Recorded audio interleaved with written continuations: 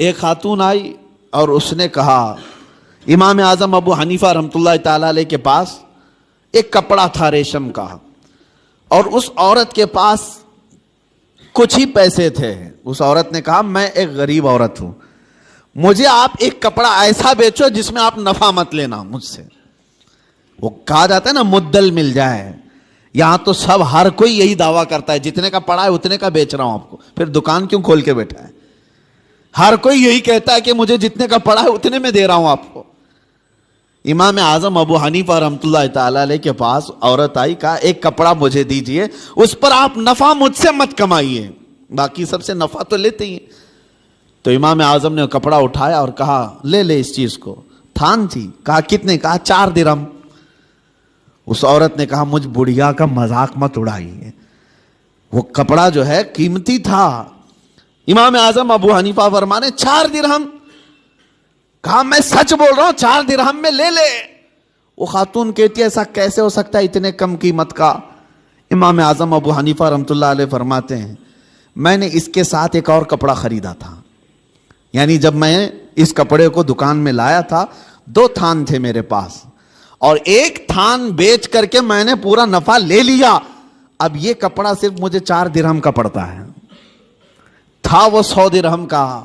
لیکن امام اعظم ابو حنیفہ فرماتے میں نے دوسرے والے اس کے ساتھ لائے ہوئے کپڑے میں اپنا نفع اور خرید و فروخت جتنے میں ہوئی تھی سب میں نے وصول کر لیا ایک کپڑے میں، اب یہ کپڑا مجھے صرف 4 درہم کا پڑتا ہے، تو چاہے تو لے لے۔ 4 درہم میں اس عورت کو کپڑا دے دیا۔ کون کرتا ہے آج کے معاملات؟ کون کرتا ہے؟ یہاں غریبوں کا خون چوس لیا جاتا ہے، ان کے معاملات کو ختم کر دیا جاتا ہے۔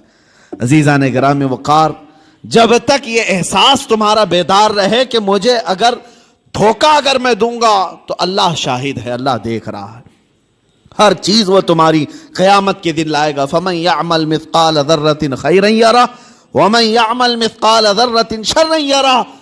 تم میں جو رائی کے دانے کے برابر نیکی کرے گا اللہ اسے بھی دکھائے گا، اور رائی کے دانے کے برابر جو برائی کرے گا اللہ وہ بھی تمہیں دکھائے گا۔ اس لیے معاملات میں پکے ہو جاؤ، لوگوں کو ٹھگنا، لوگوں کو بیوقوف بنانا، لوگوں کو کا استحصال کرنا یہ نہیں ہے کہ تجارت تمہارے لیے حلال نہیں، نفع رکھو لیکن جھوٹ مت بولو۔ مثال کے طور پر ایک گھڑی ہم نے خریدی، میں نے 100 روپے کی خریدی ہے، اب مجھے بیچنا ہے 150 روپے میں یا 200 روپے میں۔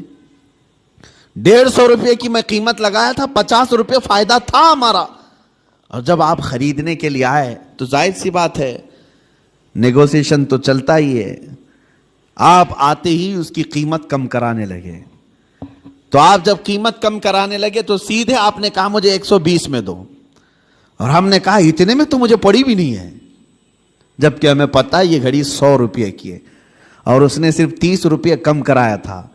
ٹھیک ہے مجھے نہیں دینا تھا 30 روپے کم کر کے، نہ دیتا، لیکن یہ تو نہیں کہتا کہ مجھے پڑی ہی نہیں ہے، بلکہ اس سامنے والے کو اتنا کہہ دیتا کہ نہیں اتنے میں مجھے کوئی دینا نہیں ہے، آپ کو اتنے کم قیمت میں آپ کو بیچ نہیں سکتا۔ یہ چیزیں کہہ سکتے ہو، لیکن یہ کہنا کہ اتنے میں خریدا ہی نہیں، جھوٹ بولا، اور اس جھوٹ بول کر کے اس سامنے والے کو بیچا تو وہ قیمت پوری تمہارے لیے حرام ہی رہی۔ حرام لقمے اس طرح سے بھی گھر میں آتے ہیں۔ اگر آپ کو نہیں دینا ہے تو سیدھے صاف یہ کہہ دیتے کہ مجھے اتنے کم میں نہیں بیچنا ہے، سامنے والے کی مرضی ہے، لینا چاہے تو لے، نہ تو جائے۔ یا اگر آپ تجارت کے اصول جانتے ہیں اس کو جانے نہیں دینا چاہتے تو بیچ کی کوئی ریٹ پر آپ طے کر لیں، لیکن جھوٹ بول کر کے نہیں، تمہاری زبان پر کوئی جھوٹ آنے نہ پائے۔ اور جب اس طرح کی تجارت کرو گے، ہر حلال کھاؤ گے، تمہاری عبادات میں بھی برکت ہوگی، تمہاری دعائیں بھی اللہ کی بارگاہ میں بار اجابت سے ٹکرائیں گی۔ عزیزان گرامی وقار، پوری دنیا میں آج معاملات کے لیے ہم فکر مند ہیں کہ مسلمانوں کی ایسی چھبی بنائی گئی۔ ابھی میں ایک باہر ملک میں تھا، وہاں ایک صاحب کہہ رہے تھے کہ ہم جو ہے مال امپورٹ کرتے ہیں فلاں جگہ سے فلاں جگہ سے، لیکن ہم وہاں جا کر دیکھتے ہیں اگر کوئی مسلمان کنٹینر وغیرہ لگا رہا ہے تو ہم ڈر جاتے ہیں کہ واپس وہ ہمارے ملک میں آئے گا تو آدھا کنٹینر ملے گا، نہیں تو فلاں ایسا ہو جائے گا، فلاں ہو جائے گا۔ وہ ڈر اس بات کا ہے۔ کہا کیوں اس قدر بگاڑ لیا اپنے معاملات کو؟ عزیزان گرامی وقار، مسلمانوں کے حالات جب اس طرح سے بگڑے ہیں تب یہ تمام چیزیں آئی ہیں. قوت فکر و عمل پہلے فنا ہوتی ہے جب کسی قوم کی شوکت پہ زوال آتا ہے.